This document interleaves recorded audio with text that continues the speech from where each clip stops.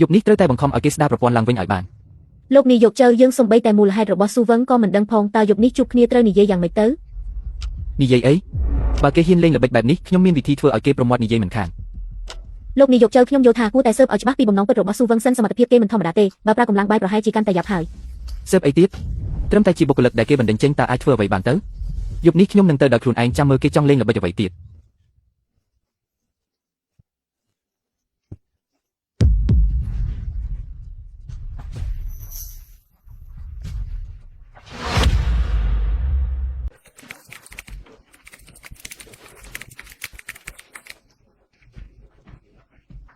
នេះមិនមែនជាបញ្ហាធម្មតាទេកូនសោសម្រាប់ចាក់សោប្រព័ន្ធនេះគឺមានកូដសម្ងាត់យ៉ាងតិច254ខ្ទង់គ្មានអ្នកណាអាចបំបែកវាបានឡើយ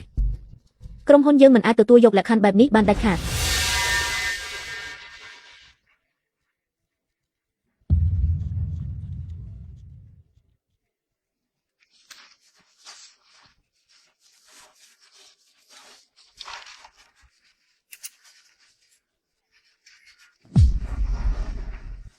តើគាត់បានរៀបចំផែនការនេះយូរប៉ុណ្ណាទៅហើយ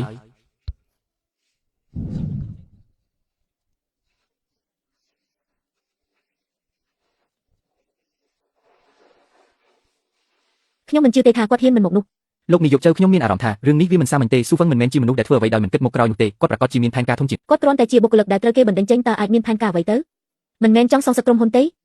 គាត់អាចនឹងទម្លាយទិន្នន័យឬលក់វាឲ្យគូប្រជែងបានយ៉ាងងាយប៉ុន្តែគាត់មិនធ្វើទេគាត់ទប់កូដខលឲ្យមានន័យថាគាត់ចង់ចរចាអ្នកបម្រើក្នុងហាងកាហ្វេបានយកកាហ្វេមួយកែវមកជូនដោយឥតគិតថ្លៃព្រមទាំងមានក្រដាសតូចមួយសន្លឹកសរសេរថាលោកស៊ូជូនពរឲ្យសំណាងល្អចៅធានរួយស្រឡាំងកាំងមួយភាំងរួចក៏ហែកក្រដាសនោះចោលដោយកំហឹងគាត់កំពុងតែលេងសើចនឹងពួកយើងហើយលូអានមើលទៅក្រដាសដែលហែកដាច់នោះជ្រួញចិញ្ចាមខ្លាំងជាងមុនអ្នកស្រីវាងបង្ហាញអាការៈភ័យស្លន់ស្លោធ្វើអ្វីមិនម៉ោង8ព្រឹកទ្វារហាងកាហ្វេក៏បើកឡើងខ្ញុំក៏ដើរចូលទៅខ្ញុំស្លៀកអាវក្រៅពណ៌ខ្មៅសាមញ្ញមួយទឹកមុខស្ងប់ស្ងាត់ខុសពីការពីម្សិលមិញនៅក្រុមហ៊ុនដែលមើលទៅស្លូតបូតខុសគ្នាដាច់ស៊ូវឹងលោកចង់ធ្វើស្អីឲ្យប្រាកដហ្នឹងលោកប្រធានចៅកុំទាន់អាល់អីខ្ញុំមកនេះគឺដើម្បីឲ្យចម្លើយទៅពួកលោកស៊ូវឹងលោកដឹងខ្លួនទេថាលោកបានធ្វើស្អីខ្លះក្រុមហ៊ុនឥឡូវវឹកវរអស់ហើយអតិថិជនចង់ប្តឹងតម្លៃភាគហ៊ុនក៏ធ្លាក់ចុះលោកនេះវាធ្វើរឿងខុសច្បាប់ហើយខុសច្បាប់អីបងស្រីវាងតើបងប្រកាសទេថាខ្ញុំជាអ្នកធ្វើខុសច្បាប់ឬមួយក៏ការដែលក្រុមហ៊ុនកេងប្រវ័ញ្ចលើបុគ្គលិកប៉ុន្មានឆ្នាំមកនេះវាដូចជាការប្រព្រឹត្តខុសច្បាប់កុំមកនិយាយវៀងវេអីលោកចង់បានស្អីឲ្យប្រាកដបើប្រព័ន្ធឲ្យដំណើរការវិញមកខ្ញុំអាចពិចារណាសងការខូចខាតឲ្យលោកសងការខូចខាតលោកប្រធានចៅលោកគិតថាខ្ញុំខ្វះលុយមែនទេស៊ូវឹងលោកនិយាយត្រង់មកចុះគោលបំណងដែលលោកចាក់សោប្រព័ន្ធនឹងគឺដើម្បីស្អីយើងមិនចង់តាំងជាមួយលោកទេណាខ្ញុំប្រឡេកមើលពួកគេទាំង3នាក់រួចក៏សម្លឹងទៅមុខលោកចៅធានរួយអ្វីដែលខ្ញុំចង់បានវាសាមញ្ញណាស់គឺភាពយុត្តិធម៌លោកគ្រាន់តែជាបុគ្គលិកធម្មតាម្នាក់6ឆ្នាំមកនេះមិនដែលបានធ្វើអ្វីឲ្យក្រុមហ៊ុនសោះនៅចង់បានភាពយុត្តិធម៌ស្អីទៀត6ឆ្នាំមិនដែលបានធ្វើអ្វីលោកប្រធានចៅលោកគិតថាប្រព័ន្ធក្រុមហ៊ុនដែលដំណើរការរលូន6ឆ្នាំមកនេះវាធ្លាក់មកពីលើមេឃមែនទេលោកចៅធានរួយស្ដាប់ហើយក៏ស្ងាត់មាត់ទឹកមុខមើលទៅភ័យស្លន់ស្លោគាត់ក៏ក្តាប់ដៃជួនចិញ្ចាំចូលគ្នា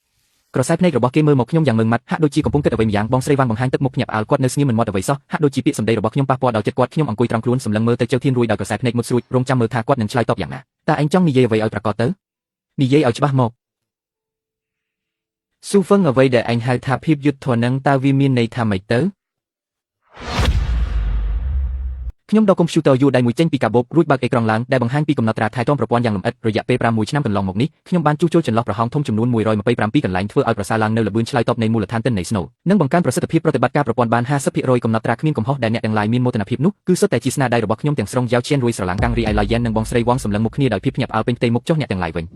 ញថ្នាក់លើបដិសេធគម្រោងកែលម្អរបស់ខ្ញុំមិត្តរួមការងារចំអកឲ្យខ្ញុំថាជាអ្នកជួសជុលកុំព្យូទ័រហើយផ្នែកធនធានមនុស្សចាត់ទុកខ្ញុំដូចជាសម្រាមអ្នកទាំងឡាយមិនដែលគិតទេថាមនុស្សម្នាក់ដែលសុខចិត្តធ្វើការងារកំពេចកំពប់អស់6ឆ្នាំអាចនឹងយល់ពីក្រុមហ៊ុននេះច្បាស់ជាងអ្នកទាំងអស់គ្នារួមបញ្ចូលគ្នាទៅទៀតចុះហេតុអ្វីបានជាអ្នកមិនប្រាប់ឲ្យលឿនជាងនេះហេតុអ្វីត្រូវលាក់បាំងធ្វើអីប្រាប់ទៅអ្នកទាំងឡាយនឹងស្ដាប់ដែរឬ3ឆ្នាំមុនខ្ញុំស្នើឲ្យកែលម្អចនាសម្ព័ន្ធសាខាថ្នាក់គ្រប់គ្រងថាចំណាយខ្ពស់ពេក4ឆ្នាំមុនខ្ញុំជួសជុលចន្លោះប្រហោងតែយ៉ែងបូដណ្ដើមយកស្នាដៃទៅទាំងអស់ខ្ញុំនិយាយរាប់មិនអស់តែគ្មានអ្នកណាខ្វល់ទេដូច្នេះខ្ញុំសម្រេចចិត្តប្រើសកម្មភាពដើម្បីឲ្យអ្នកទាំងឡាយមើលឲ្យច្បាស់ល្អបើអ្នកពូកែខ្លាំងមែនចុះឥឡូវអ្នកចាក់សោប្រព័ន្ធធ្វើឲ្យក្រុមហ៊ុនខាតបង់រាប់រយលានបែបនេះតើអ្នកគិតថាអ្នកអាចរួចខ្លួនដោយងាយលោកឆៅអ្នកយល់ច្រឡំហើយខ្ញុំមិនបានគិតចង់បំផ្លាញក្រុមហ៊ុនទេខ្ញុំគ្រាន់តែចង់ឲ្យអ្នកទាំងឡាយយល់ថាបច្ចេកវិទ្យាមិនមែនជារបស់តាំងលម្អទេហើយបុគ្គលិកក៏មិនមែនជាឧបករណ៍ដែរមិនក៏ឯងល្ងងម្លេះខ្ញុំដក Yes Bo មួយចេញពីហោប៉ៅដាក់លើតុនេះជាសោសម្រាប់ដោះសោប្រព័ន្ធប៉ុន្តែមានលក្ខខណ្ឌមួយលក្ខខណ្ឌអីទៅទី1ក្រុមហ៊ុនត្រូវតែប្រកាសជាសាធារណៈថាភាពនឹងណនៃប្រព័ន្ធក្នុងរយៈពេល6ឆ្នាំនេះគឺដោយសារខ្ញុំហើយត្រូវតែសុំទោសខ្ញុំជាផ្លូវការទី2ត្រូវពិនិត្យឡើងវិញលើគោលនយោបាយកាត់បន្ថយបុគ្គលិកឈប់ពឹងផ្អែកលើក្រុមខាងក្រៅហើយផ្ដល់ឱកាសឡើងតំណែងដោយយុត្តិធម៌ដល់បុគ្គលិកផ្នែកបច្ចេកទេសទី3ខ្ញុំចង់បានភាគហ៊ុនក្រុមហ៊ុន30ជាការតបស្នងចំពោះការខិតខំប្រឹងប្រែងដោយមិនគិតថ្លៃរបស់ខ្ញុំក្នុងរយៈពេល6ឆ្នាំមកនេះភាគហ៊ុន30លោកឈ្គួតទៅហើយ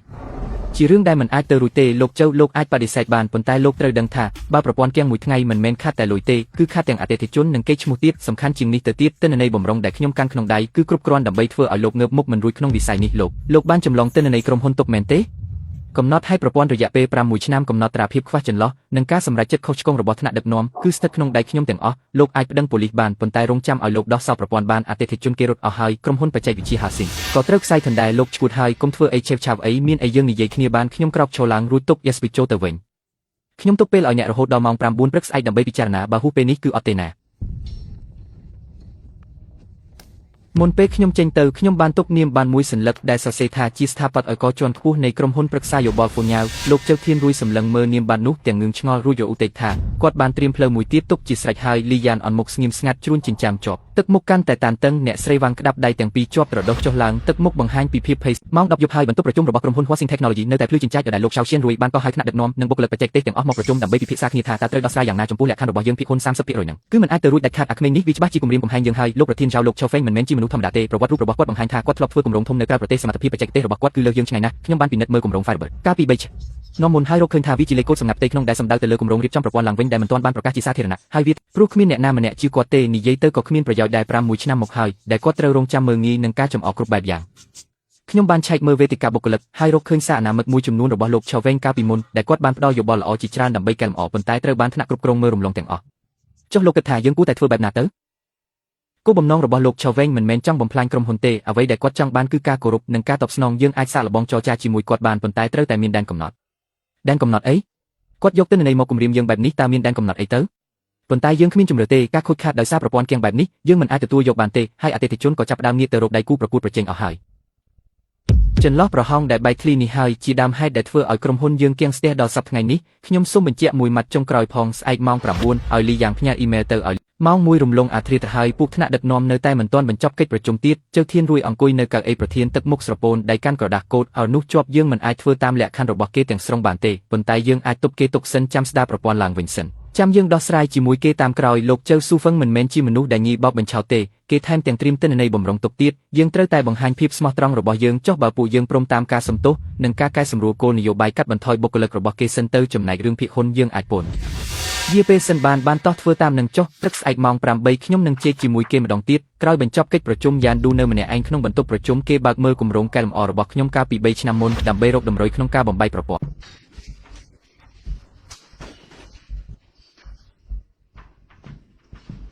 និយាយថាមិនសូវមិញលោកនាយកបានទៅជួបហាក់ដូចជាចរចាមិនត្រូវគ្នាទេ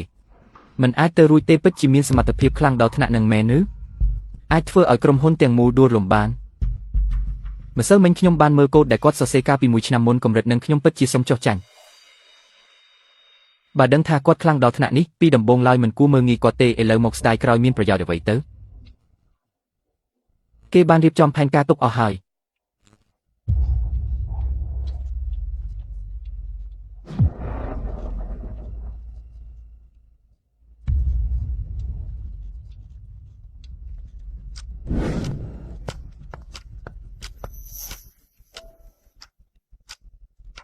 យើងបានពិចារណាលើលក្ខខណ្ឌរបស់អ្នកហើយក្រុមហ៊ុនអាចធ្វើការសុំទោសជាសាធារណៈហើយក៏នឹងកែសម្រួលគោលនយោបាយកាត់បន្ថយបុគ្គលិកដែរប៉ុន្តែរឿងភាគហ៊ុនគឺត្រូវតែចរចាគ្នាជាបណ្ដា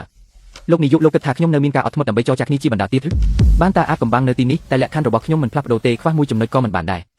ចៅធានរួយសម្លឹងមើលទៅកាន់ Esber នៅលើតូចជ្រួញចិញ្ចាំជាប់ទឹកមុខកាន់តែតានតឹងលីយេបង្ហាញទឹកមុខព្រួយបារម្ភសម្លឹងមើលទៅចៅធានរួយដោយក្តីបារម្ភហាក់ដូចជាចង់ប្រាប់ឲ្យគាត់ពិចារណាឲ្យច្បាស់ចំណែកបងស្រីវាងក៏ក្តាប់ដៃជាប់ទឹកមុខភ័យស្លន់ស្លោលោកស៊ូហ្វឹងតើលោកចង់បានអ្វីឲ្យប្រកាសគ្រាន់តែចង់បញ្ចេញកំហឹងមែនទេចេញទៅអ្វីដែលខ្ញុំចង់បានគឺចង់ឲ្យក្រុមហ៊ុនបច្ចេកវិទ្យា Housing ចងចាំថាបច្ចេកវិទ្យាគឺជាដង្ហើមរបស់ក្រុមហ៊ុនហើយបុគ្គលិកគឺជាស្គររបស់ក្រុមហ៊ុនរយៈពេល6ឆ្នាំមកនេះខ្ញុំទទួលរងការមើលងាយគ្រប់យ៉ាងប៉ុន្តែខ្ញុំក៏បានចំណាយពេល6ឆ្នាំដើម្បីកែប្រែប្រព័ន្ធរបស់ពួកលោកពីភាពញញញៃឲ្យក្លាយជាស្តង់ដារក្នុងវិស័យនេះឥឡូវនេះពួកលោកបែរជាគិតថាខ្ញុំមិនសំខាន់ទៅវិញអញ្ចឹងខ្ញុំនឹងឲ្យពួកលោកឃើញថាបើគ្មានខ្ញុំតើនឹងមានរឿងអ្វីកើតឡើងឯងកំពុងគំរាមយើងមែនទេកុំភ្លេចឲ្យសោះច្បាប់នឹងដាក់ទោសឯងច្បាប់មែនទេលោកប្រធានចៅតើលោកប្រកាសចិត្តមែនទេដែលចង់និយាយរឿងច្បាប់ជាមួយខ្ញុំចុះរឿងដែលលោកបដិសេធមិនឲ្យជួសជុលចន្លោះប្រហោងហើយបណ្ដាលឲ្យខាតបង់នោះតើអ្នកណាជាអ្នកទទួលខុសត្រូវខ្ញុំមានភស្តុតាងគ្រប់គ្រាន់ដើម្បីបញ្ជាក់ថាក្រុមហ៊ុនបានប្រងើយកន្តើយនឹងបញ្ហាសុវត្ថិភាពជាច្រើនដងបើខ្ញុំទម្លាយចេញនោះកេរ្តិ៍ឈ្មោះរបស់ក្រុមហ៊ុន Housing នឹងត្រូវរលាយអស់មិនខានស៊ូហ្វឹងលោកចិត្តត្រជាក់សិនទៅយើងព្រមសំទោសយើងព្រមដំឡើងតំណែងឲ្យលោកហើយថែមទាំងអាចឲ្យប្រាក់ខែខ្ពស់ទៀតផងគុំធ្វើអ្វីដោយមិនគិតឲ្យសោះខ្ញុំមិនត្រូវការប្រាក់ខែខ្ពស់ទេអ្វីដែលខ្ញុំចង់បានគឺភាពយុត្តិធម៌ភាគហ៊ុន 30% គឺជាតម្លៃដែលខ្ញុំបានលះបង់អស់រយៈពេល6ឆ្នាំមកនេះភាគហ៊ុន 10% នេះគឺជាដែនកំណត់ចុងក្រោយរបស់ខ្ញុំមើលទៅយើងលែងមាន វាត្រូវនិយាយនឹងគ្នាទៀតហើយម៉ោង 9 ព្រឹកស្អែកប្រព័ន្ធនឹងត្រូវចាក់សោទាំងស្រុងហើយទិន្នន័យនឹងត្រូវលុបចោលដោយស្វ័យប្រវត្តិបើពួកលោកបដូរចិត្តចូលទូរស័ព្ទមកលេខនេះលេខនៅលើក្រដាសហ្នឹងគឺជាលេខក្រៅប្រទេសដែលមិនស្គាល់លីយ៉ានកាន់ក្រដាសនោះជាប់ក្នុងដៃមានអារម្មណ៍ថារឿងនេះមិនទាន់ចប់ត្រឹមនឹងទេបងស្រីវ៉ាងបង្ហាញទឹកមុខអស់សង្ឃឹមគាត់យកដៃទាំងពីរគប់ថ្ងាសមិនដឹងថាត្រូវធ្វើម៉េចទៀតទេលីយ៉ានកាន់ក្រដាសនោះរួចងើបមុខសម្លឹងមើលទៅចៅធានរួយក្តាប់ដៃណែនមុខឡើងស្លេកស្លាំងគាត់កំពុងតែស៊ូក្នុងចិត្តយ៉ាងខ្លាំងម៉ោង 9 ព្រឹកហើយប្រព័ន្ធរបស់ក្រុមហ៊ុន Hasin KG នៅតែកាំងដដែលអតិថិជនប្តឹងទៅដល់សមាគមឧស្សាហកម្មទៀតព័ត៌មានចុះផ្សាយពេញតែអស់ហើយតម្លៃភាគហ៊ុនធ្លាក់ចុះជិត 20% ទៅហើយចៅធានរួយអង្គុយក្នុងការិយាល័យសម្លឹងមើលត្រា USB នោះដៃទាំងពីរញ័រតិចលោកចៅខ្ញុំគ្មានពេលទៀតទេស៊ូហ្វឹងគេមិនមែននិយាយលេងសើចទេណាចុះបើពួកយើងព្រមតាមគេសិនទៅ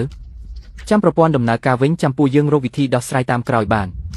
ឲ្យភាគហ៊ុនគេ 30% ចុះតែខ្ញុំចង់ឲ្យគេចុះកិច្ចសន្យាធានាថានឹងមិនបែកធ្លីទិន្នន័យម៉ោង 9 កន្លះលីយ៉ានទេមកលេខក្រៅប្រទេសដែលខ្ញុំទុកឲ្យលើកនេះទៅចូលហើយពួកយើងយល់ព្រមតាមលក្ខខណ្ឌរបស់អ្នកភាគហ៊ុន 30% សំទោសជាសាធារណៈហើយការសម្រួលគោលនយោបាយកាត់បន្ថយបុគ្គលិកតែអ្នកត្រូវតែធានាថាទិន្នន័យមានសុវត្ថិភាពនៅម្ខាងទៀតនៃទូរស័ព្ទឆ្ងាត់មួយសន្ទុះរួចសំឡេងខ្ញុំក៏បន្លឺឡើងបានខ្ញុំនឹងឲ្យគេយកកិច្ចសន្យាទៅឲ្យចំណែកលេខកូដប្រព័ន្ធខ្ញុំនឹងឲ្យក្រោយពេលកិច្ចសន្យាចូលជាធំមានបិទទូរស័ព្ទហើយចៅធានរួយដកដង្ហើមធំមួយខ្យល់តែក្នុងភ្នែកនៅតែបង្ហាញពីភាពមិនអស់ចិត្តគេឈ្នះហើយតែរឿងនេះមិនទាន់ចប់ទេលីយ៉ានបានតាក់ទងមិត្តចាស់ម្នាក់ដោយសម្ងាត់ម៉ោង 12 ថ្ងៃត្រង់ក្រុមមេធាវីរបស់ខ្ញុំបានមកដល់ក្រុមហ៊ុនព្រមទាំងនាំយកកិច្ចព្រមព្រៀងលម្អិតមួយមកជាមួយកិច្ចព្រមព្រៀងនេះមិនត្រឹមតែរួមបញ្ចូលការផ្ទេរភាគហ៊ុនប៉ុណ្ណោះទេថែមទាំងតម្រូវឲ្យក្រុមហ៊ុនបង្កើតគណៈកម្មាធិការបច្ចេកទេសមួយផងដែរដោយឲ្យខ្ញុំធ្វើជាទីប្រឹក្សាដើម្បីធានាពីដំណាភាពនៃការសម្រេចចិត្តផ្នែកបច្ចេកវិទ្យានាពេលអនាគតដែលរបស់លោកចៅធានរួយញ័រត្រើតពេលចុះហត្ថលេខាប៉ុន្តែគាត់គ្មានជំរឿអ្វីផ្សេងឡើយម៉ោង 2 រសៀលខ្ញុំបានត្រឡប់មកក្រុមហ៊ុនដោយផ្ទាល់ហើយកាន់ Esber ដើរចូលទៅក្នុងផ្នែកបច្ចេកទេសបរិវេណការិយាល័យទាំងមូលស្ងាត់ជ្រុងរហូតដល់ធ្លាក់មកចូលកយដែរបុគ្គលិកទាំងអស់សម្លឹងមើលមកខ្ញុំដែលធ្លាប់តែត្រូវបានគេចំអកថាជាអ្នកជួសជុលកុំព្យូទ័រក្នុងក្រសែភ្នែកដ៏ស្មុគស្មាញខ្ញុំដោត Esber រួចវាលេខកូដសម្ងាត់ចូលប្រព័ន្ធក៏ចាប់ផ្ដើមដំណើរការឡើងវិញបន្តិចម្ដងនៅលើអេក្រង់បានលោតសារមួយថាប្រព័ន្ធត្រូវបានដោះសោរួចរាល់សូមស្វាគមន៍ត្រឡប់មកវិញហ្វូនីវចៅលៃទប់ចិត្តមិនបានក៏សួរថាស៊ូហ្វាងលោកគឺជាអ្នកទទួលខុសត្រូវលើគម្រោងហ្វូនីវមែនទេខ្ញុំញឹមបន្តិចហើយនិយាយថាលោកលីកុំភ្លេចបំពេញតាមការសន្យាផងបច្ចេកវិទ្យាមិនមែនជាឧបករណ៍ហើយបុគ្គលិកក៏មិនមែនជាអុកសម្រាប់ដើរលេងដែរ